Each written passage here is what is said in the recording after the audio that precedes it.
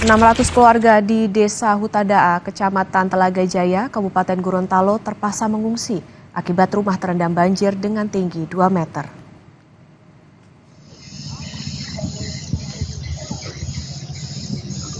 Dari data sementara, warga terdampak luapan Danau Limboto berjumlah 1.800 jiwa. Kepala Desa Hutadaa mengatakan, dari 617 rumah yang ada, hanya 17 rumah yang tidak terdampak luapan Danau Limboto.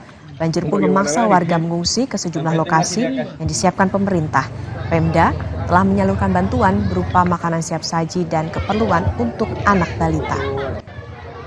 Mereka mengungsi dan kami meminta agar mereka juga mengungsi, bahkan kami datangi langsung, terutama mereka yang memiliki bayi balita dan terutama lansia dan ibu hamil.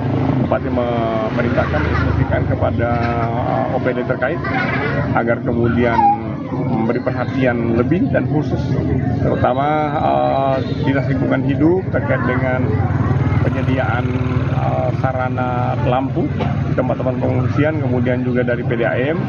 Tadi sudah diantar hidran untuk persediaan air minum, kemudian dari BPBD dan Dinas Sosial. Jadi pemerintah daerah itu mendistribusi makanan siap saji. Itu dari siang dan juga untuk malam.